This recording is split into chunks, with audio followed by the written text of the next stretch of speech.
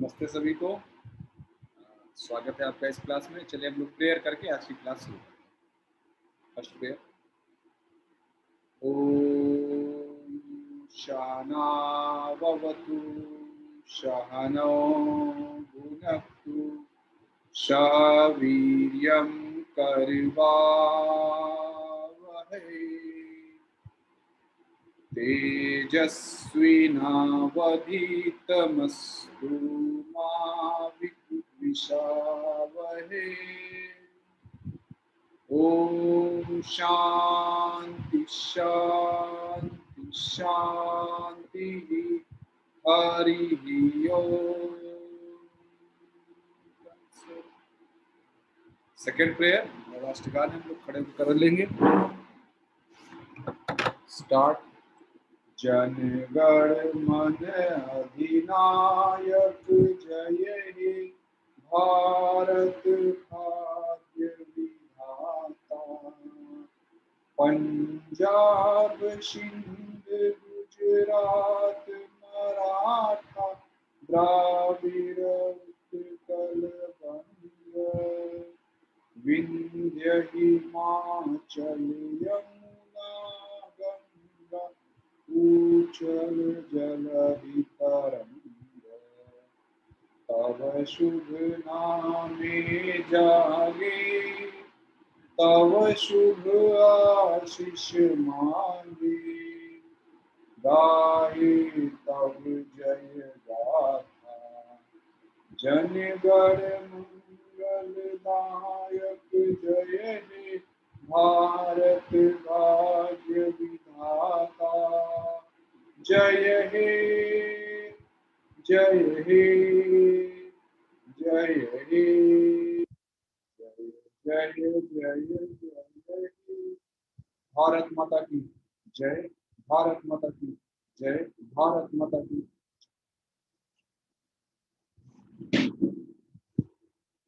Third prayer.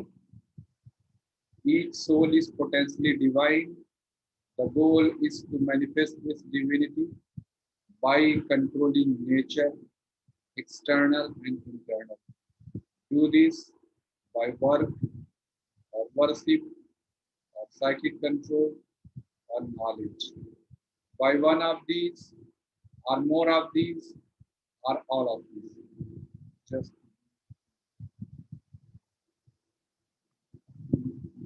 बहुत बहुत स्वागत है साथियों क्लास में। और महर्षि पतंजलि जी का जो इंटरव्यू चल रहा है वो अभी आज भी जारी रहेगा।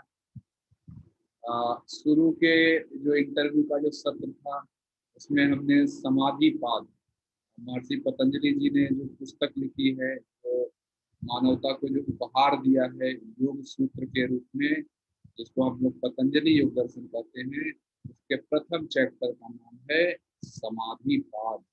समाधि पाद में हमने पूरी फिलॉसफी समझी, क्या फिलॉसफिकल पार्ट है, या जो उत्तम अधिकारी है, उत्तम कोटि का साधक है, उसको क्या फॉलो करना है। उसको जरूरी नहीं कि वो सब कुछ फॉलो करे, तो हाईएस्ट लेवल वालों के लिए चैप्टर है। लेकिन हमारे आप जैसे जो साधारण लोग हैं, हम लोग कितने बड़े एडेप्ट योगी नहीं हैं, सीख रहे हैं धीरे धीरे। अभी तो हम यही समझने की कोशिश कर रहे हैं कि योग है क्या, करेंगे तो बाद में।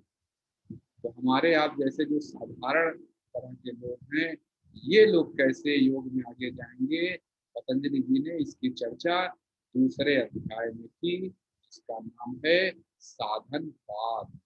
साधन इसका चैप्टर, कहाँ कैसे हम साधना करेंगे, कौन से रास्ते को अपनाएंगे। तो इसमें हमने देखा पतंजलि जी ने सबसे पहले क्रिया योग के बारे में बताया। यह जो 4 योग है, कर्म योग, भक्ति योग, ज्ञान योग और राजयोग, स्वामी जी ने जो बोला इसके यही 4 मुख्य रास्ते हैं। इसको तो पतंजलि जी ने सूत्र नंबर 1 चैप्टर 2 और सूत्र नंबर 11 2 में बता रखा। फिर इसके बाद हमने क्लेश देखे, कितने क्लेश क्या होते हैं और कितने तरह के क्लेश हैं, कौन सा मुख्य क्लेश है, ये सब कुछ हमने समझा। फिर पतंजलि जी ने ये भी बताया कि यह जो क्लेश कर्म विपाक, यही जो है 3 चीजें हमारे जीवन में आने वाले दुखों के कारण हैं, और इनका परिणाम पुण्य भी होता है, अपुण्य भी हो सकता है। और संसार में जितने भी, चाहे पुण्य हो अपुण्य हो, अल्टीमेटली दुख ही आता है। पुण्य चीजों से भी दुख ही आएगा लास्ट में। हमें इस पुण्य अपुण्य के ऊपर जाना है। तो फिर पतंजलि जी ने ऐसे करते करते हमें लास्ट में बताया कि एक विवेक ख्याति शब्द दिया कि विवेक अपनाओ सब लोग, कृतार्थ नष्टम अनष्टम अपि अन्य साधारण। यहीं पे पतंजलि जी ने सूत्र नंबर 18 में प्रकृति की चर्चा की। भूतेन्द्रियात्मकम बताया कि इस प्रकृति से जो चाहोगे वही मिलता है। असली हमारे ऊपर है, हम चाहते हैं। हम भोग चाहेंगे तो भोग, मुक्ति चाहेंगे तो मुक्ति मिलेगा। ज्यादातर लोग क्या करते हैं, भोग की इच्छा रख के मुक्ति की चर्चा करते हैं। मुक्ति की चर्चा करने वालों को कभी मुक्ति नहीं मिलेगी। जो मुक्ति की इच्छा रखेगा, तो जो मुक्ति की इच्छा रखेगा वो भोग की चर्चा नहीं करेगा, मुक्ति के लिए क्या करना है वो करेगा। तो बहुत सारे लोग ऐसे होते हैं जो मुक्ति की चर्चा करते हैं तो भोग में चर्चा करेंगे और बहुत अपने आप को विद्वान प्रकट करने की कोशिश करते रहते हैं, बहुत बड़ा विद्वान हूँ। विद्वता दिखाने से मुक्ति नहीं आएगी। मुक्ति की इच्छा ही जरूरी है मुक्ति के लिए, चर्चा नहीं। यही बात पतंजलि जी ने बोला, भोग अपवर्गार्थम विश्वम। फिर इसके बाद आगे चल के लास्ट में जब इंटरव्यू में लेता रहा तो लास्ट में उनसे पूछा जो है कि ठीक है आप ये कह रहे हैं अविद्या भी अच्छी बात है, और फिर आप कह रहे हैं अविद्या का अभाव हो जाएगा, तद अभावात संयोग अभावे हानि कर्षो कैवल्य। पतंजलि जी ने सूत्र नंबर 24 में बोला कि अविद्या होती है, इस अविद्या को दूर कर देंगे। चैप्टर 2 की मैं बात कर रहा हूँ, चैप्टर 2 साधन पाठ। इस अविद्या को दूर कर देंगे तो मुख कैवल्य मिल जाएगा। मैंने पूछा ठीक है कैवल्य मिल जाएगा तो क्या होगा वहां पर बताएं। तो पतंजलि जी का तस्य सप्तधा प्रांत भूमि, वहाँ 7 तरह की बुद्धि, बुद्धि जो है 7 तरह की होती है। वो मैं डिटेल क्लास में जब पतंजलि योग दर्शन दूंगा। अभी तो मैं पतंजलि साहब का इंटरव्यू ले रहा हूँ, तो ऐसा ना हो कि मैं उन्हीं की बात उन्हीं को बताने लगूँ, इसलिए मैं डिटेल में नहीं बता रहा हूँ। फिर आगे चल के पतंजलि जी ने बड़ा ही दया भावना से मेरे ऊपर दया की। ये इंटरव्यू पतंजलि साहब का जितने लोग देख रहे हैं उनके ऊपर दया की, पूरी मानव जाति के ऊपर दया करके पतंजलि जी ने कहा, योगांग अनुष्ठानात् अशुद्धि क्षय ज्ञान दीप्ति अविवेक ख्याति। योग के अभ्यास से हमारे व्यक्तित्व की अशुद्धियों का नाश हो जाता है।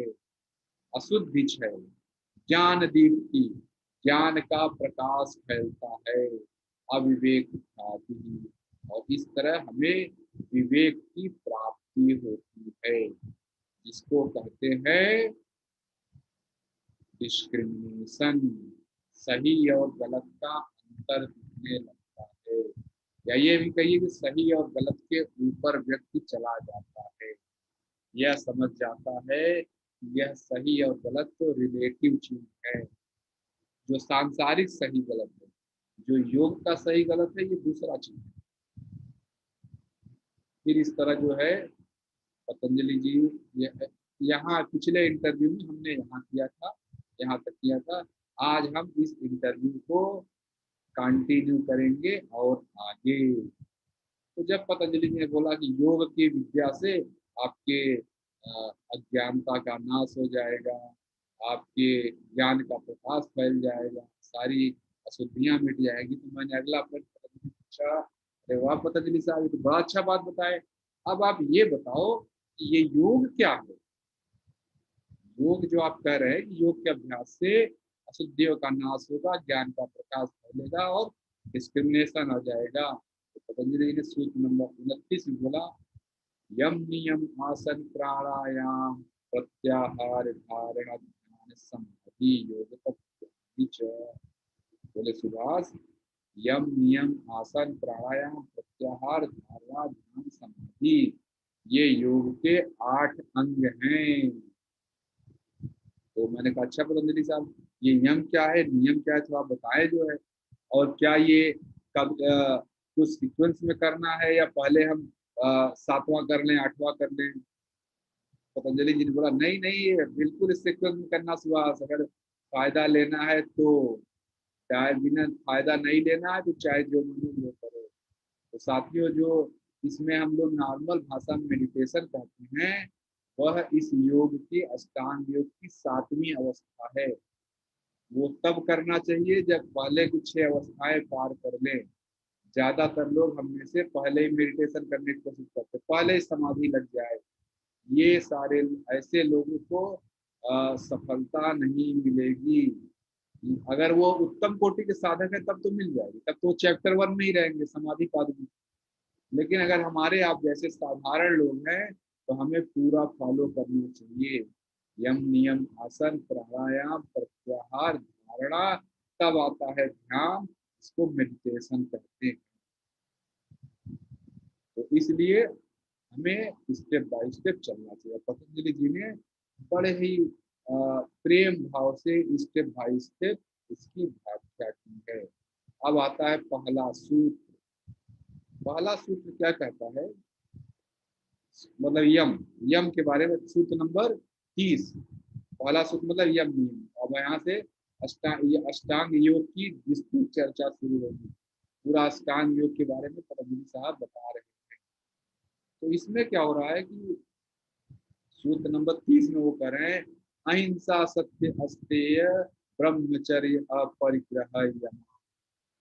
अहिंसा सत्य अस्तेय ब्रह्मचर्य और अपरिग्रह के पालन को ही यम कहते हैं। तो फिर कान खड़े हो गए। मैंने कहा वाह पतंजलि जी, अब आपने फिर नया शब्द इस्तेमाल कर दिया, अहिंसा सत्य अस्तेय ब्रह्मचर्य अपरिग्रह। इन सब से क्या होता है, अब अहिंसक कैसे रह सकते हैं? अहिंसक तो रह ही नहीं सकते हम लोग। मैं देखिए, अभी आपके साथ बैठा हूँ तो बड़ा अहिंसक दिख रहा हूँ। अभी जाऊंगा खाना खाऊंगा, तो खाना खाने में सब्जी कट रही है, आलू कट रहा है या लौकी कट रही है, तो कैसे अहिंसक रहेंगे? तो पतंजलि जी, क्या वो अहिंसक रहेगा? या अभी मुझे मच्छर आता है, मैं मच्छर ऐसे मार देता हूँ, तो क्या मैं अहिंसक हूँ? तो पतंजलि जी ने अब जो इसके बाद बात बोली, वो बहुत ही बड़ी बात है। वह बात फॉलो करना शायद शायद हम लोगों के बस की बात नहीं है। इसीलिए जल्दी योग में आगे निकलना बहुत ही टफ हो जाता है। पतंजलि जी ने आगे बोला, एतेव जाति देश काल समय अनवच्छिन्ना सार्वभौमा महाव्रतम। जाति, देश और काल। जाति मतलब कौन सा जीव सामने, चाहे मच्छर आ रहा है काट रहा है, सांप आ रहा है काट रहा है, आप उसको मारेंगे नहीं। जाति, देश, किसी भी जगह हो और किसी भी समय, समय अनवच्छिन्न, हर समय आप अहिंसक बने रहेंगे, किसी को चोट नहीं पहुंचाएंगे, ऐसा महाव्रत लेना है। तब कहीं जाके आप यम फॉलो करेंगे। तो ये बहुत टफ हो जाता है, इतना आसान नहीं ये सब फॉलो करना। और इसके प्रैक्टिकल जो देशों की अन्य क्लासेज है, मैं इसका प्रैक्टिकल वर्जन बताता हूँ। तो आप लोगों ने जब वो क्लासेज में आएंगे तो मैं बताता हूँ प्रैक्टिकल वर्जन क्या है, कि हम कैसे रहें। हमें तो इसी संसार में रह के ही धीरे धीरे चलना है। पतंजलि जी जैसा एक दिन में तो हम बन नहीं गए। पतंजलि जी इतने बड़े अहिंसक थे। भगवान बुद्ध ने भी यह बात बोली है कि अहिंसा का मतलब क्या है, अगर तुम्हारे पेट में कोई तलवार अंदर डाल दे, तलवार डला हुआ पेट के अंदर और ऐसे घुमा भी रहा है, मतलब आपको मारने की कोशिश कर रहा है तलवार डाल के, उस समय भी उस व्यक्ति के लिए आपके मन में कोई दुर्भावना न आए, तब आप अहिंसा का पालन कर रहे हैं। इतना टफ परिभाषा भगवान बुद्ध ने अहिंसा की दी है। तो यम नियम जो पतंजलि जी कह रहे हैं कि यम नियम आसन प्राणायाम सॉरी, यम में जो है अहिंसा सत्य अस्तेय ब्रह्मचर्य अपरिग्रह। अभी मैं आगे डिफाइन करूंगा। पतंजलि जी ने पहले ही बता दिया कि जाति देश काल इन तीनों चीजों से परे रह के आप इनका अभ्यास करोगे तब कहीं जाके यम का पालन होगा। मैंने कहा ठीक है, बहुत बहुत अच्छा सर, चले आगे चले। अच्छा ये बताएं जो है ये नियम क्या है। यम तो ठीक है, समझ में आ गया। यम तो मैं फॉलो नहीं कर पाऊंगा जो आप बता रहे हैं। चलिए अच्छा नियम बताइए, कोशिश करता हूँ नियम बनाने। तो पतंजलि जी ने बोला ठीक है चलो नियम सुनो सुभाष। शौच संतोष तपः स्वाध्याय ईश्वर प्राणी धारणा नियम। शौच संतोष तपः स्वाध्याय ईश्वर प्राणी ध्यान। तो अब इसमें पतंजलि की जब 5 चीज बोला, बोले ये नियम है, तो मैंने बोला 3 चीज तो आप पहले बता रखे थे। पहले सूत्र में आपने बताया था तप स्वाध्याय ईश्वर प्राणी ध्यान।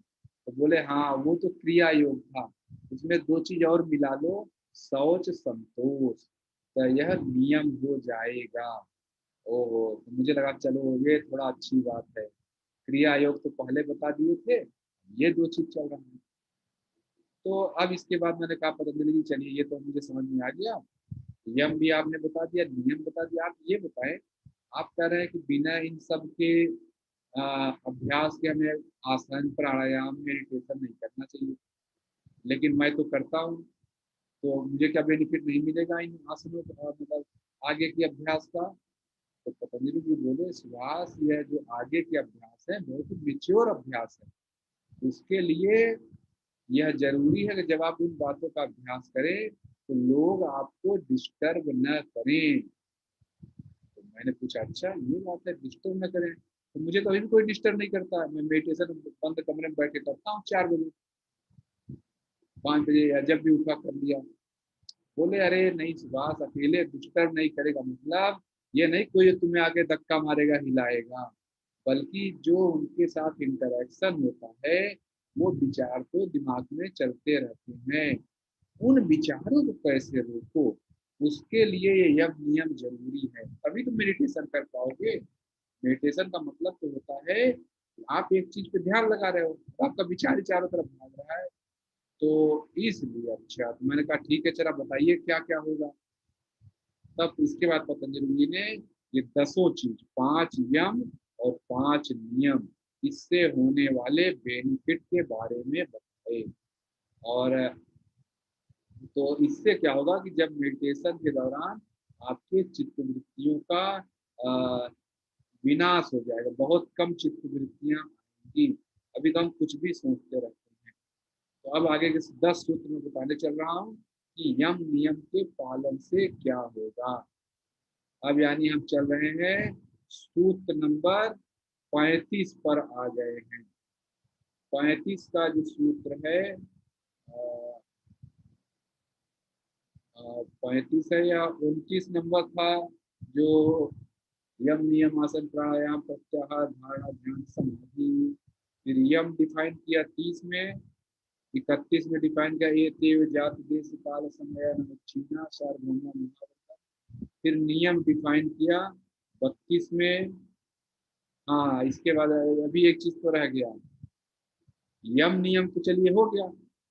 अब मैंने कहा पतंजलि साहब ये बताइए जो आप ये कह रहे हैं कि अहिंसा सत्य अस्तेय ब्रह्मचर्य अपरिग्रह यम में बताया, अब फिर आपने नियम में बता दिया शौच संतोष तपस स्वाध्याय ईश्वर प्राणिधान ये भी करो। लेकिन ये पतंजलि बहुत टफ है, कहाँ होता है। मैं तो झूठ बोलता ही हूँ, ब्रह्मचर्य का पालन कभी कभी नहीं करता हूँ, अहिंसक भी हो जाता हूँ।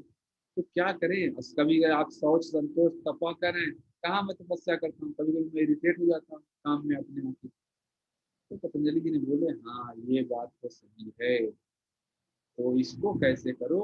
वितर्क बाधने प्रतिपक्ष भावनम, जब ऐसे गलत विचार आए, जब हिंसा करने का मन करे, जब असत्य बोलने का जरूरत आ जाए, अहिंसा सत्य अस्तेय, जब चोरी करना पड़े या अपनी संपत्ति दूसरों के साथ शेयर नहीं करने का विचार आए, उस समय क्या करना चाहिए। प्रतिपक्ष भाव, विपरीत भाव सोचो, उस समय अलर्ट होकर देखो क्या मेरे मन में विचार आ रहा है? हमने कहा हाँ, विचार तो आ रहा है। प्रतिपक्ष भावना, उल्टा सोचो। उल्टा सोचो मतलब कि ये सोचो कि अगर मैं आज अस्तेय का पालन नहीं करूंगा तो मुझे कोई बीमारी लग जाएगी, अगर मैंने झूठ बोला तो मुझे कोई न कोई नुकसान पहुंचेगा।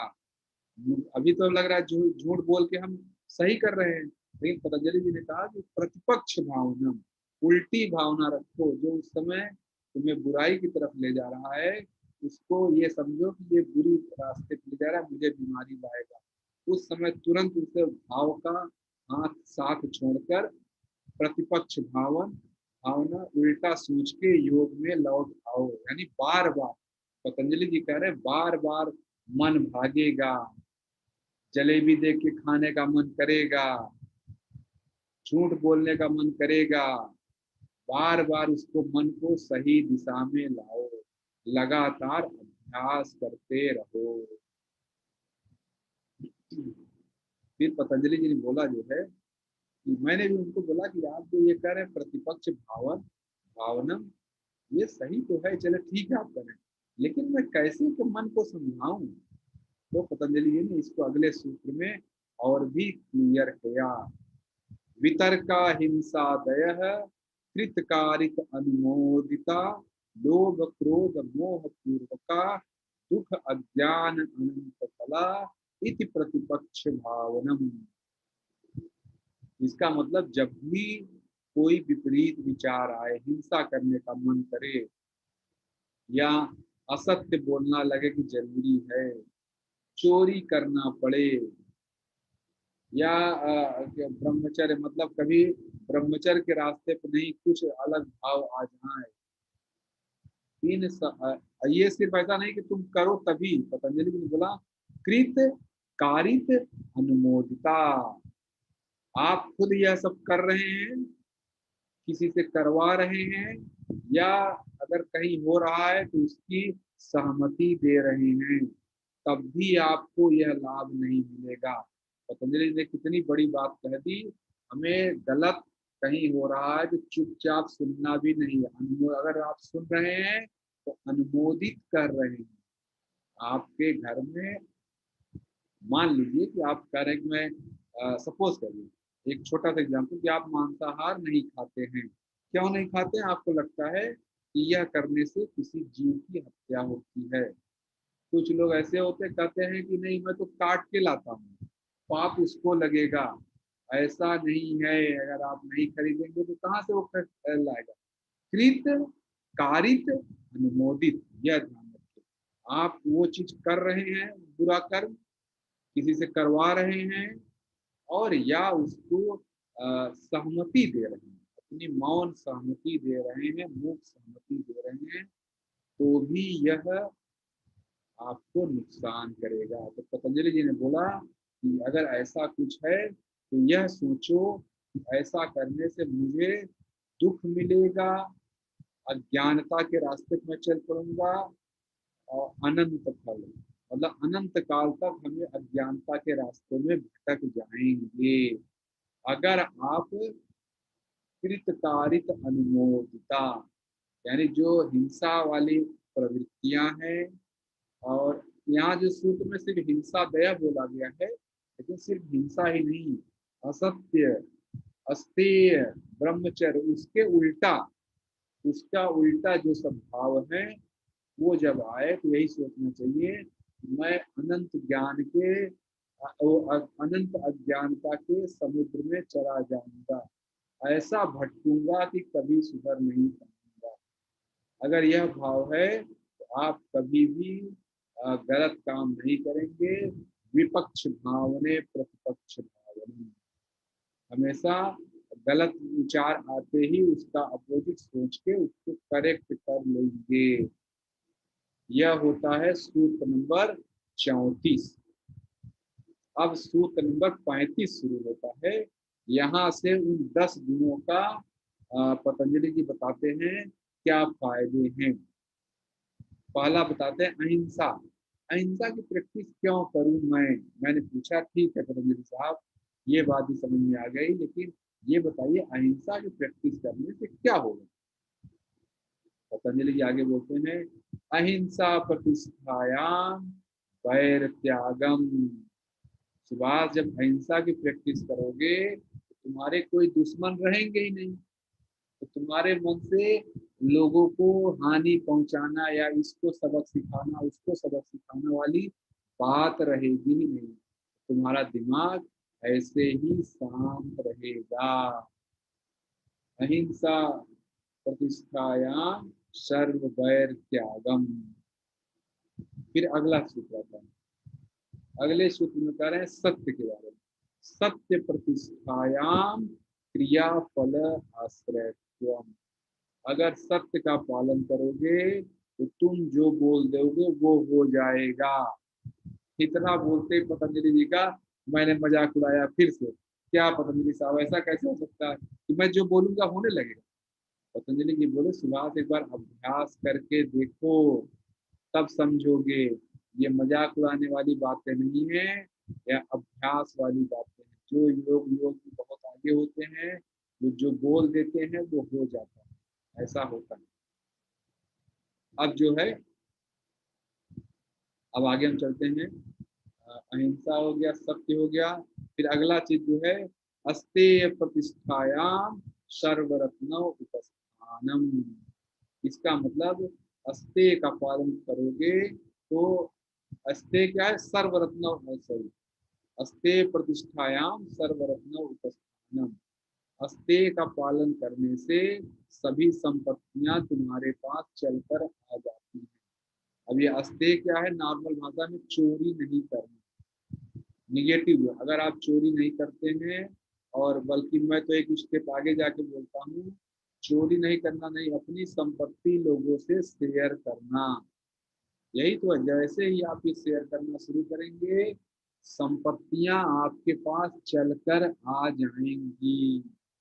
ऐसा होता है। इसका उदाहरण आप देश योग भी ले सकते हैं। देश योग में सब कुछ बांटने का खेल चल रहा है, जो है बांटो। अपने आप देखिए, लोग सहयोग करते हैं, डोनेट करते हैं, चीजें चल रही हैं। तो क्यों नहीं, तो ऐसे तो मुझे वो कोई पैसा नहीं दे रहे थे, लेकिन अब देख रहे हैं कि अस्तेय, यहाँ तो अस्तेय का पालन हो रहा है। ये लोग तो पैसा इकट्ठा ही नहीं कर रहे हैं। अगर नहीं इकट्ठा कर रहे हैं तो जो लोग डोनेट कर रहे हैं वो जान रहे हैं कि मेरा पैसा सही इस्तेमाल में जाएगा। यही है अस्तेय प्रतिष्ठायाम सर्वरत्न उपस्थान। संपत्तियां स्वतः ही चलकर चली आती हैं। फिर आते हैं अपरिग्रह स्थर्यो जन्म कथुता संबोध। ये सूत्र नंबर कौन सा है, अहिंसा सत्य अस्तेय। अच्छा, अस्तेय के बाद ब्रह्मचर्य, तो 35, 36, 37। अब 38 नंबर सूत्र में है ब्रह्मचर्य। ब्रह्मचर्य प्रतिष्ठायाम सर्व, सॉरी, वीर लाभ है। वीर मतलब होता है बल की प्राप्ति। अगर ब्रह्मचर्य का पालन करेंगे आपको असीमित बल की प्राप्ति होगी। तो जैसे मैं ये कहूँ कि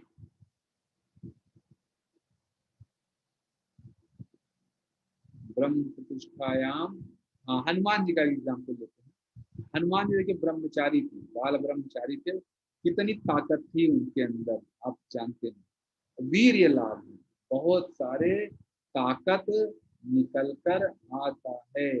और ब्रह्मचर्य का मतलब सामान्य लोग समझते हैं कि शादी नहीं करना, सेक्सुअल एक्टिविटी नहीं करना। यह ऐसा नहीं है। ऐसे लोग ब्रह्मचर्य को समझते ही नहीं हैं। अगर ऐसा होता तो भगवान शिव पार्वती से विवाह नहीं करते, भगवान विष्णु लक्ष्मी जी से विवाह नहीं करते। ऐसा नहीं है। यानी ब्रह्मचर्य का मतलब इंद्रियों पर कंट्रोल रखना, पांचों घोड़ों को अस्तबल में बांधे रखना, इसी को ब्रह्मचर्य कहते हैं। यही सूत्र बहुत ही सिंपल तरीके से हम अब समझ गए। अब मैंने बोला पतंजलि जी से, ये बात तो सही है, वीर ये लाभ। अब अपरिग्रह बताइए, गिफ्ट क्यों नहीं लूं, मैं तो गिफ्ट लेता हूँ ये जब मिलता है। तब पतंजलि ने बोला अपरिग्रह स्थैर्यो जन्म कथनता संबोध। जब अगर आप इसका पालन करोगे, क्या कहते हैं, क्या मैं बोल रहा हूँ भूल गया, अहिंसा प्रतिष्ठा, हाँ सर्वर, हाँ सॉरी, अपरिग्रह स्थैर्य जन्म कथनता संबोध। अगर अपरिग्रह का पालन नहीं करोगे, लगातार ऐसे गिफ्ट लेते रहोगे जो तुम्हारे ऊपर ऑब्लिगेशन डाले, तो धीरे धीरे तुम अपनी असलियत भूल जाओगे, अपनी वास्तविकता भूल जाओगे। और इसीलिए हम सभी लोग दुख के फेज से गुजरते हैं, क्योंकि हम लोग अपनी वास्तविकता भूल चुके हैं। हम यह भूल चुके हैं कि हम इसी ईश्वर या परमात्मा की ही संतानें हैं। अच्छा, अब आगे चलते हैं। इसके बाद आता है शौच। अहिंसा सत्यनिष्ठ ब्रह्म से रहता है हम। हाँ, इसके बाद आता है शौच। शौचात स्वांग जुगुप्सा परैः असंसर्ग। जैसे ही अ, जैसे ही इस चीज की सफाई करने की आदत पड़ेगी आपको, शौचात स्वांग जुगुप्सा, सफाई पढ़ने की आदत पढ़ने की आदत जब हो जाती है, तो ज्यादातर व्यक्ति अकेले रहना पसंद करता है, कोई डिस्टर्ब ना हो।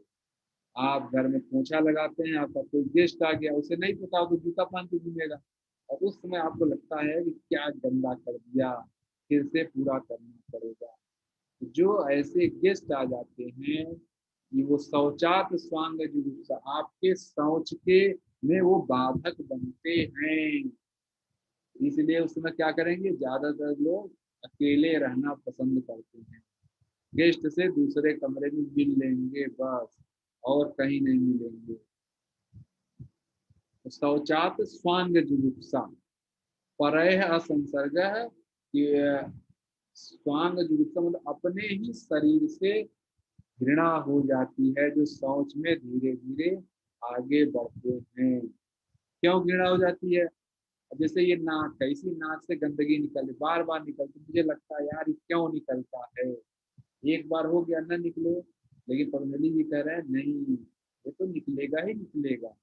पांच अगर इंद्रियां हैं हमारी, ज्ञान इंद्रियां हैं, कर्म इंद्रियां हैं, तो वहां से टॉक्सिन निकलेगा ही निकलेगा। अच्छा, फिर आगे चलते हैं। शौच के बाद आता है संतोष। संतोष, अच्छा नहीं, एक सूत्र, हाँ, सूत्र नंबर 42 पे हम आ गए।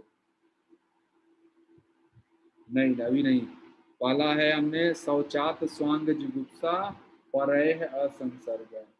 स्वांग जुगुप्सा मतलब योग के यानी शौच के अभ्यास से अपने ही शरीर, शौचात स्वांग, स्व अंग, जुगुप्सा अपने ही अंग के जो कॉन्शस पार्ट है, इसको जागृत करेंगे। फिर पतंजलि जी ने अगले सूत्र में एक और परिभाषा, बेनिफिट बताया।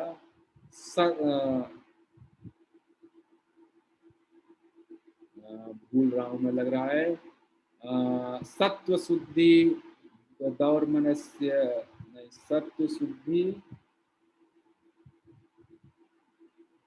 एक बार मैं रिपीट करता हूँ। अहिंसा और ब्रह्मचर्य प्रतिष्ठायाम वीर्य लाभः, अपरिग्रह स्थैर्यो जन्म कथनता संबोधः।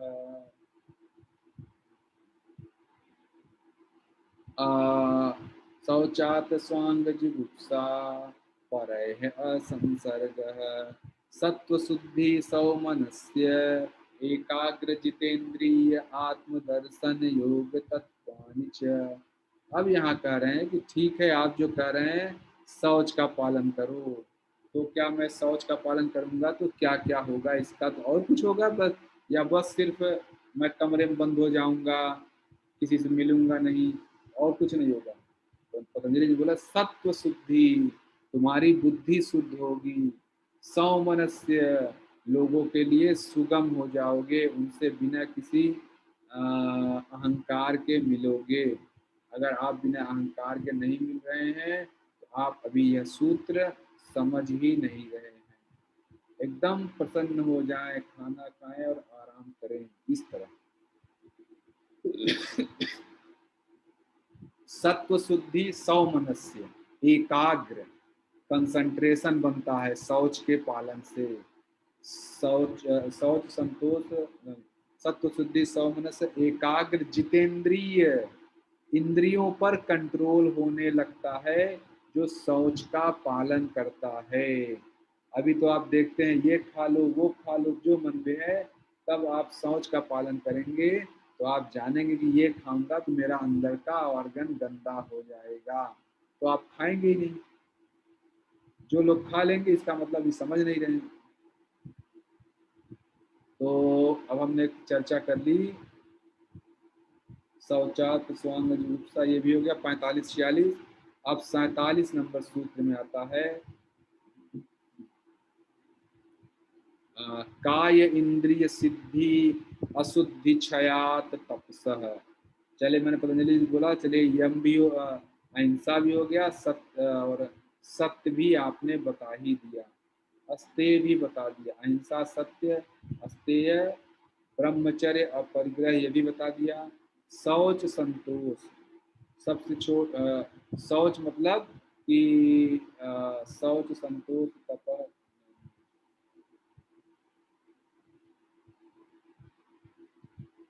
मैं कहाँ पे हूँ, मैं था संतोषात, ये वाला भी। सत्व शुद्धि सौमनस्य, एकाग्र, जितेंद्रिय, आत्मदर्शन, यानी योग के अभ्यास करने से आप इंद्रजीत बनेंगे। जिंद्रिय जिनेन्द्र जो कहते हैं ना, जय जिनेन्द्र, जैन धर्म वाले जय जिनेन्द्र मतलब इंद्रियों के स्वामी बन जाएंगे, जैन मुनि बन जाएंगे, इंद्रियों पे कंट्रोल हो जाएगा, पांचों घोड़े आपके अस्तबल में आ जाएंगे। तो अच्छा ये भी शौच का फायदा है। एकाग्र, जितेंद्रिय, आत्मदर्शन, आत्मदर्शन अपने आप को बेहतर तरीके से समझने लगेंगे। योग तत्वांच, फिर जो है हम योग की बातों को समझने लगेंगे। देखिए शौच हो गया और फिर अगला सूत्र आता है, मैंने कहा पतंजलि जी ये तो बड़ी अच्छी बात है आपने बता दी, सिर्फ सफाई करने से इतने सारे गुण आ जाएंगे? बोले हाँ सुभाष बिल्कुल आ जाएगा, करो तो। अच्छा फिर हम आगे चलते हैं, संतोष। संतोष आपने, मैंने कहा पतंजलि ये बताइए, आप कह रहे हैं संतोष करो, संतोष कैसे करूं? मैं एग्जाम में फेल हो गया, मैं संतोष करूंगा? मेरा कोई रिलेटिव हॉस्पिटल में एडमिट है, मुझे दवा नहीं मिल रही है, मुझे अव्यवस्था दिख रहा है, तो मैं संतोष करूंगा, ये कह रहे हैं आप? पतंजलि जी बोले नहीं नहीं बिल्कुल नहीं सर, अब तुम मेरी बात को समझ ही नहीं रहे हो। संतोष करना, इसको संतोष नहीं कहते हैं, इसको मूर्खता कहते हैं। तो मैंने कहा अरे तो आप तो अभी कह रहे थे। बोले अब संतोष की परिभाषा देखो, उससे क्या बेनिफिट हो जाता है। तो पतंजलि जी ने बोला बहुत ही दया करके, संतोषाद अनुत्तम सुख लाभ, संतोष वह प्रक्रिया है जिससे अनुत्तम, यानी कि उत्तमों में भी जो सबसे ऊंचा है, सर्वोत्तम, सर्वोत्तम सुख का लाभ आ जाए, तब वह कहा जाता है संतोष हुआ। तो साथियों मैं ये बताऊं कि मैं पतंजलि से अगला प्रश्न पूछा कि ये बताइए आप कह रहे हैं सब संतोषात अनुत्तम सुख लाभ, तो फिर मैं क्या करूं जब मेरा नुकसान होता है? पतंजलि जी बोले देखो इस बात, यहाँ मेरा संतोष का मतलब यह नहीं है कि तुम कामचोर हो जाओ, काम न करो, बल्कि जो परिस्थिति है इसको स्वीकार करो, यह संतोष है। अब स्वीकार करने के बाद तब आगे बढ़ाने का प्लान रखो। अगर इस परिस्थिति को स्वीकार नहीं करोगे तो आगे बढ़ाने का काम कभी नहीं कर पाओगे, क्योंकि यहाँ पर यही हैंड राइटिंग और इन्हीं सब चीज़ों में पड़े रहेंगे। जो संतोषाद अनुत्तम सुख लाभ है, मतलब लिखने की कोशिश करेंगे, हम सोच रहे हैं बस लिख के हम संतोषी बन जाएंगे, ऐसा नहीं है। परिस्थिति को स्वीकारिए, अब स्वीकार करके जो बेस्ट एक्शन हो सकता है आगे बढ़ने का रास्ता निकालें, आगे बढ़ें, स्टेप लें। यह है मेरे संतोष का मतलब। यह पतंजलि जी ने क्लेरिफाई किया। यह नहीं है कि सिर्फ बैठे रहो, ऐसा नहीं। जो हो गया, ईश्वर की इच्छा है। ईश्वर की इच्छा यह नहीं कि आप कामचोर हो जाएं। ईश्वर की यह इच्छा है कि परिस्थिति को स्वीकार के अगला कदम बढ़ाओ। अगर आप परिस्थिति को स्वीकार नहीं करेंगे तो आप अगला कदम नहीं बढ़ा पाएंगे। नहीं बढ़ा पाएंगे क्या मतलब है? क्योंकि मैं भूल रहा हूँ, संतोषाद अनुत्तम सुख लाभ। हाँ, अगर आप नहीं उसको स्वीकार करेंगे तो तुम्हारा माइंड डिस्टर्ब रहेगा, काम ही नहीं कर पाओगे। परिस्थिति को सबसे पहले स्वीकार करो। तो यह हुआ संतोषाद अनुत्तम सुख लाभ है। शौच संतोष। फिर अगले सूत्र में बोला तपह स्वाद नहीं, काय इंद्रिय सिद्धि अशुद्धि क्षयात तपस। मैंने पूछा आप ये जो तप शब्द ले लिए, इसका क्या मतलब है, क्या बेनिफिट है? तो बोले देखिए, इसका मतलब तो अपने हिसाब से आपको समझना पड़ेगा। आप कर्मयोग के रास्ते पर हैं, भक्ति योग, ज्ञान योग या राजयोग में हैं, तो तप का मतलब बदलता जाएगा। लेकिन मैं आप लोगों को कर्मयोगी मानते हुए ही बोल रहा हूँ कि हम सभी लोग कर्मयोगी हैं। उस वह मान के मैं चीज बोल रहा हूँ कि आप तप करने से काय इंद्रिय शुद्धि, यह शरीर, भौतिक शरीर और इंद्रियों में के अंदर जो अशुद्धियां भरी हुई हैं पिछले जन्मों की या इसी जन्म के पिछले समय की, उनका धीरे धीरे नाश हो जाता है। अशुद्धि क्षयात तपसः, अशुद्धियों का नाश हो जाता है और पूरा पूरा अशुद्धि क्षयात तपसः। तपसा मतलब कि जो काम करने में जो बाधा आए उसको हैप्पीली स्वीकार करें, जो आपकी ड्यूटी है, यह मतलब। तो आप ये बताएं, शौच संतोष तप। तप मैंने बता दिया कि मतलब आप अपने ड्यूटी निभाने में जो कष्ट आए उसको सहेंगे। शौच संतोष तप स्व। हाँ, तपा के बाद आता है स्वाध्याय। अपने अपना खुद का सेल्फ स्टडी का समय जरूर निकालें। आधे घंटे, 1 घंटे, जो भी है, अब कुछ न कुछ पढ़ें। आप भगवत गीता पढ़ सकते हैं, कुरान, बाइबिल पढ़ सकते हैं, जो आपकी इच्छा है। कोई धर्म ग्रंथ पढ़ सकते हैं, गुरु नानक जी की वाणी पढ़ सकते हैं, जो आप पढ़ना चाहें उसको पढ़ें। यह जरूरी है। स्वाध्याय, स्वाध्याय का हम लोग करते हैं, बहुत सारे लोग नहीं करते होंगे। यह जरूरी है कि होना चाहिए।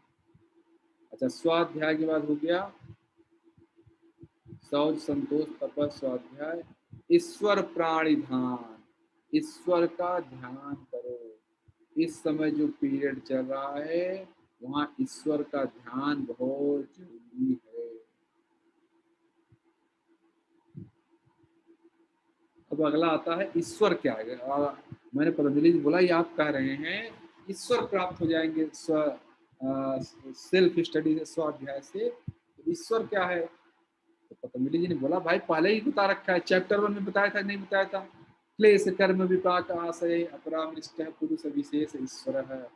तो मैंने कहा हाँ हाँ, ये तो आपने बताया था, सॉरी, क्षमा करें। चलिए आगे चलें पतंजलि साहब। तो फिर मैं उनसे पूछा, सौ संतोष तप हो गया, स्वाध्याय। अब बोल, आप कह रहे हैं ईश्वर का नाम लो बार बार, ईश्वर प्राणिधानानि। नाम लेने से क्या होगा? पतंजलि जी ने बोला, ईश्वर प्राणिधानात्, एक मिनट क्रम से आता हूँ। शौचाद स्वर्ण रूपसा पर असंसर्ग, असंसर्ग, और काय इंद्री शुद्धि अशुद्धि क्षयाद तपसः, और सौ संतोष तप स्वाध्याय। ईश्वर प्राणिदानात् क्रिया, ईश्वर प्राणिदानात् क्रिया, नो नो नो, इष्ट, हाँ, इष्ट देवता संप्रयोग। फिर अगला सूत्र है, मैं समझ आता हूँ जो आपको असुविधा हुई। अगला सूत्र है, लास्ट है नियम का। सौ संतोष तप स्वाध्याय। ईश्वर प्राणिधानात् इष्ट देवता नहीं, सॉरी सॉरी, इसमें समाधि सिद्धि ईश्वर प्राणिधानात्, ईश्वर का ध्यान करने से डायरेक्ट समाधि सिद्धि होती है। बहुत ही आसान रास्ता है भक्ति योग का स्टार्टिंग के लिए, आगे चल के तो एक हो जाएंगे। तो यानी स्वाध्याय करने से ईश्वर के नजदीक पहुंच जाते हैं। ईश्वर स्वाध्यायात इष्ट देवता संप्रयोग है, और ईश्वर प्रार्थना करने से डायरेक्ट समाधि लगती है। तो पतंजलि जी ने इस तरह 35 से शुरू करके आ गए हम लोग, मुझे लग रहा है 44 पे आ गए हैं। 42 है समाधि काय इंद्रिय सिद्धि अशुद्धि क्षयात तपसः। 43 हो गया शौच संतोष तपः। स्वाध्यायात इष्ट देवता संप्रयोग है। 44 हो गया समाधि सिद्धि ईश्वर प्राणिधानात्। फिर इसके बाद 45 नंबर हो गया 45 नंबर है शायद ता एव सबीज समाधि। नहीं नहीं, ये नहीं है, यहाँ पे मैं कोई चीज भूल रहा हूँ।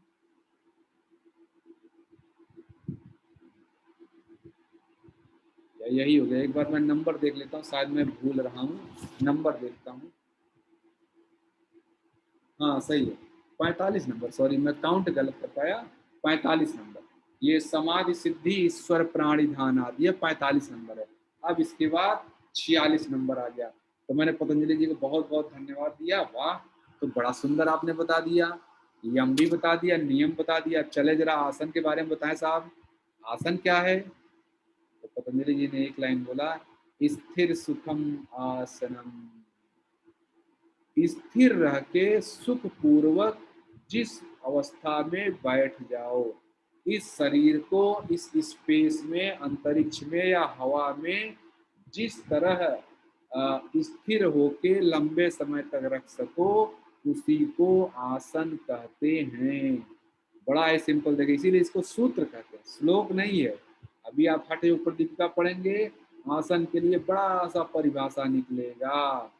यहाँ कह रहे हैं स्थिर सुखम आसनम, बहुत सिंपल तरीके से कि आसन वह शरीर की वह मुद्रा है या वह क्रियाकलाप है, वह ओरिएंटेशन है जिसमें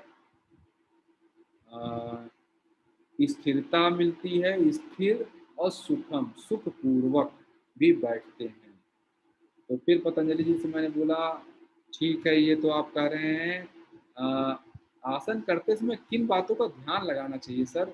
मैं तो करता हूँ, मैं तेजी से फटाफट कर लेता हूँ, सूर्य नमस्कार 2 मिनट में कर देता हूँ।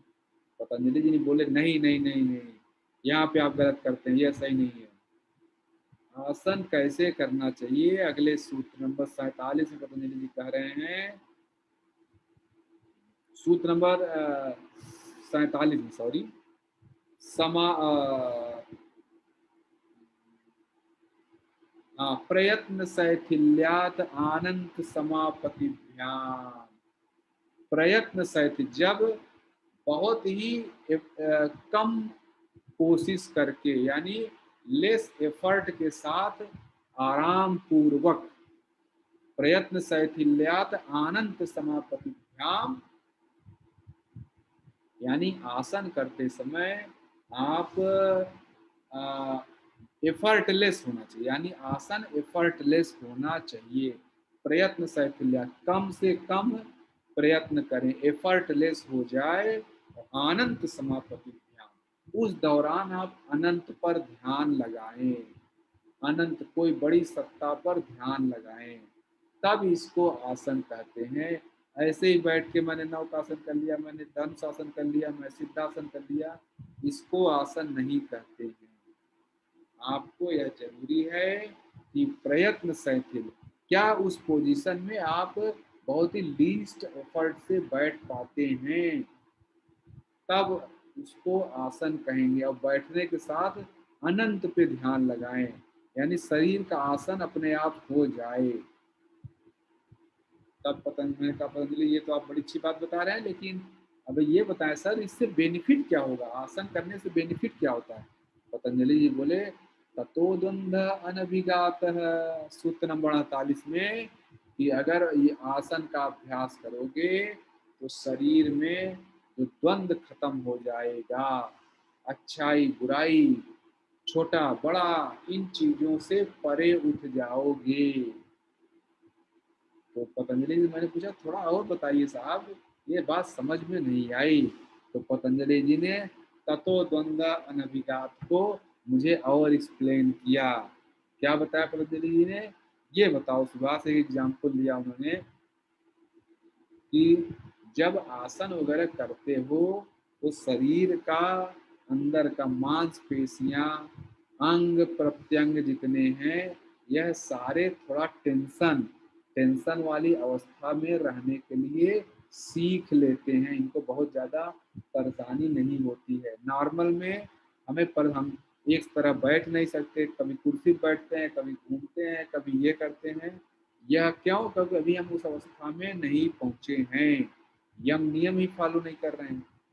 अब इसी में कोई कहता सर मैं तो 1 घंटे करता हूँ, इसीलिए नहीं बेनिफिट आ रहा है। प्रयत्न शैथिल्यात आनंद समापतिभ्याम, क्या आपने अपने आप को ऐसा ट्रेन किया है कि बिना प्रयास के ही, बिना प्रयास के ही आपको सारे बेनिफिट मिल जाए और अनंत का ध्यान लगाए?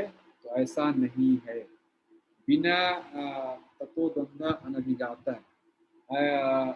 इसके पहले वाला सूत्र था प्रयत्न शैथिल्या, थोड़ा आपको प्रयत्न करना पड़ेगा लेकिन वो बहुत कम ही हो। यह तो द्वंद्व यानी सारे द्वंद्व समाप्त हो जाते हैं, क्योंकि जब आप वह चीज बिना प्रयास के करने लगते हैं तो आपका जब कोई जीवन में कष्ट आता है तो आप उसको हैंडल कर लेते हैं, हैंडल करने की क्षमता बढ़ जाती है। भगवान बुद्ध ने विपासना में बोला है कि यह बाहर की घटनाएं हमें प्रभावित नहीं करती हैं, बल्कि इन घटनाओं के होने से शरीर में जो फीलिंग जनरेट होती है वह हमें कष्ट करती है। अगर किसी तरह इस फीलिंग को हम मैनेज कर पाए तो पतंजलि ने सीधा बोल दिया कि भाई स्थिर सुखम आसनम प्रयत्न शैथिल्यात आनंद समापतिभ्याम ततो द्वंद्व अनभिघात, जो आसन के अभ्यास से यह शरीर इन वेदनाओं को सहने के लिए तैयार हो जाता है। तो बाहर की यह घटना जो अभी तक आपके लिए कष्टकारी थी अभी कष्टकारी रहेगी नहीं, क्योंकि शरीर हमारा तैयार है। तो स्वतः दंडो अनभिघात है यह चीज। फिर मैंने कहा अच्छा ठीक है पतंजलि जी, ये भी आसन बहुत अच्छे समझ में आ गया, आप बताएं प्राणायाम के बारे में बताएं।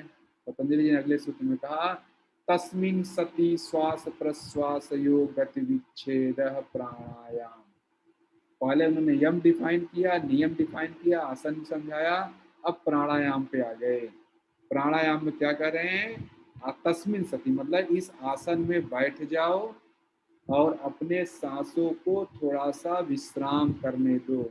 तस्मिन् सति श्वास प्रश्वास योग गति विच्छेद, यानी आने वाली सांस और जाने वाली सांस के बीच में थोड़ा सा गैप रखना शुरू कर दो। लेकिन साथियों मैं एक चीज यह बता दूं कि अगर आप सोच रहे हैं कि मैं बस ऐसे बैठ के गैप कर दूंगा, सांस ले लिया बस हो गया, थोड़ा गैप हो गया, क्या ये प्राणायाम हो गया? नहीं, ऐसा नहीं है।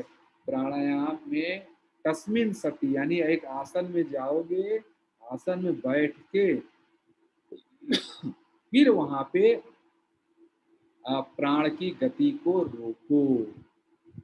तब तब मैंने कहा अच्छा पतंजलि जी ये बताइए, आप कह रहे हैं आसन बैठ के प्राण गति को रोको, तो क्या मैं ले लीजिए रोक लिया हो गया प्राणायाम?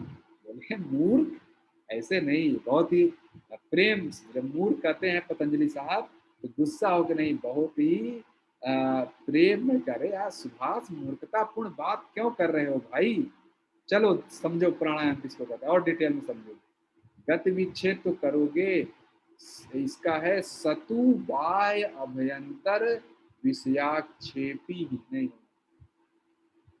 सतु वाय अभ्यंतर स्तंभ वृत्ति देश काल संख्या भी परिदिष्टो दीर्घ सूक्ष्म।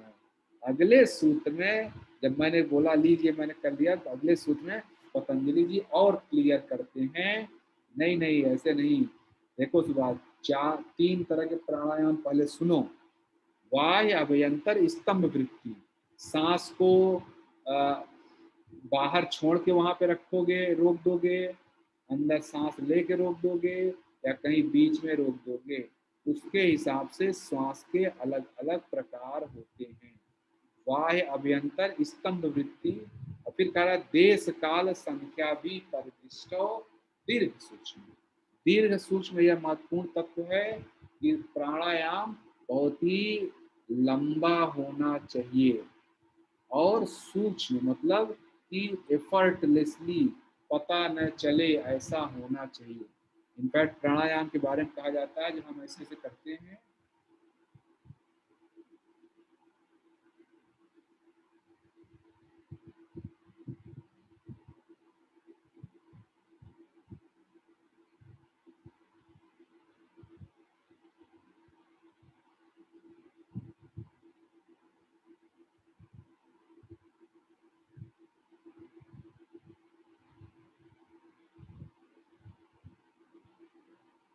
यानी मैं देखिए लगातार 25 सेकंड तक मैं सांस छोड़ रहा हूँ, लेने में कितना हुआ, यानी दीर्घ सूक्ष्म, बहुत लंबा करो सांस को, और सूक्ष्म मतलब इतना धीरे धीरे चले कि पता न चले। इसके बारे में पतंजलि जी समझाते हैं, सुभाष अगर नाक के सामने हो, यहाँ पर रुई का एक बाल रख दो, तो तुम्हारे सांस लेने से या छोड़ने से वो रुई का बाल हिलना नहीं चाहिए, तब आएगा दीर्घ सूक्ष्म। सूक्ष्म रूप से उसको कहते हैं सांस। तो मैंने कहा ये तो बड़ा कठिन बात है, कैसे हो जाएगा? बोले अभ्यास करो और क्या। फिर मैंने कहा अच्छा और बताइए पतंजलि जी, क्या यही तीन तरह के सूत्र प्राणायाम होते हैं, वाह्य अभ्यंतर और स्तंभ वृत्ति? पतंजलि जी बोले अगले सूत्र में नहीं, वाह्य अभ्यंतर विषयाक्षेपी चतुर्थ, इनके अलावा भी एक चौथे तरह का प्राणायाम होता है, चतुर्थ। ठीक है, उसके बारे में मैं नहीं चलता हूँ आगे, और उसको हम आगे चर्चा करेंगे। मतलब कि उस यहाँ अभी इंटरव्यू चल रहा था, इंटरव्यू मैंने कहा अच्छा ठीक है पतंजलि साहब, आपने प्राणायाम भी अच्छे से समझा दिया, मुझे बहुत समझ में आ गया। आप ये बताएं सर, जैसे आपने आसन के लिए बताया कि आसन ये होता है, ऐसे करते हैं, फिर उसके बेनिफिट बताया आपने, वहाँ बोला तत्व द्वंद्व नभिगाता है, तो प्राणायाम में भी कोई बेनिफिट आता है? पतंजलि बोले बिल्कुल भाई, प्राणायाम होता है ततः क्षीयते प्रकाश आवरणम। प्राणायाम का अभ्यास करने से आ, जो अज्ञानता के ऊपर एक पर्दा हटा है, पड़ा हुआ है, पर्दा हट जाता है और ज्ञान उदय हो जाता है। ततः क्षीयते प्रकाश आवरणम। बहुत सारे लोग देश योग में आए हैं जो कहते हैं हाँ भैया ये बात तो सही है, प्राणायाम करने से एकदम अजीब सी इंटरनल अवेयरनेस आती है। आप अपनी एक एक एक्टिविटी देखने लगते हैं कि मैंने आंख ब्लिंक की, मैंने माथा हिलाया, मैंने नाक पकड़ा, मैंने सांस लिया, मैं टॉयलेट गया, मैंने ये किया वो किया, एवरीथिंग आप अवेयर हो जाते हैं। खाना खाते समय आपको अच्छा लगेगा। तो वो डिटेल कैसे आवरण हटता है वो मैं बाद में। तो यहाँ हम समझ पाए कि फिर अच्छा मैंने कहा पतंजलि और कोई बेनिफिट है इसके? पतंजलि जी बोले हाँ हाँ भाई, और बेनिफिट है। पहला उन्होंने बोला बेनिफिट कि ततः क्षीयते प्रकाश आवरणम, फिर आगे बोलते हैं धारणा सुच योग्यता मनसः। प्राणायाम बार बार करने से, लगातार करने से लंबे समय तक धीरे धीरे मेडिटेशन यानी धारणा होने लगता है। धारणा सुच योग्यता मनसः, यही धारणा आगे चल के मेडिटेशन बनेगा। लेकिन कहते हैं प्राणायाम करने से आप धारणा की स्थिति में आ जाते हैं। धारणा क्या है हम आगे डिफाइन करेंगे, धारणा ध्यान सब डिफिनीशन है। अब हम आगे चलते हैं। तो मैंने कहा अच्छा पतंजलि ये भी बड़ा अच्छा बेनिफिट है प्राणायाम का। और क्या बेनिफिट हो सकता है? पतंजलि जी बोले एक और बेनिफिट है, प्रत्याहार। प्राणायाम करने से इंद्रियों पर कंट्रोल बहुत तेजी से बढ़ता है और उसका नाम है प्रत्याहार। सूत्र क्या है? सूत्र है स्व विषय असंप्रमोगे चित्त रूपानुकार एव इंद्रियाणाम। यानी वह स्वरूप क्या है? जब आप प्राणायाम का अभ्यास करेंगे तब जो है धीरे धीरे धीरे धीरे करके क्या होगा? आपका इंद्रियों पे कंट्रोल हो जाएगा। इंद्रियां अपने विषय में बहुत ज्यादा भागेंगी नहीं विषय की तरफ, बल्कि वो अंदर हो जाती हैं चित्त की तरफ, चित्त के स्वभाव को देखने लगती हैं। इंटरनल अवेयरनेस डेवलप हो जाता है। तो यह भी एक बेनिफिट है और इसी को प्रत्याहार कहते हैं। जब इंद्रियां बाहर से घुस हटकर अंदर की तरफ आ जाए। सबका नहीं होता है, बहुत ही टफ है। इसके लिए कठ उपनिषद में एक सूत्र है, वह कहता है, जो मतलब श्लोक है पूरा,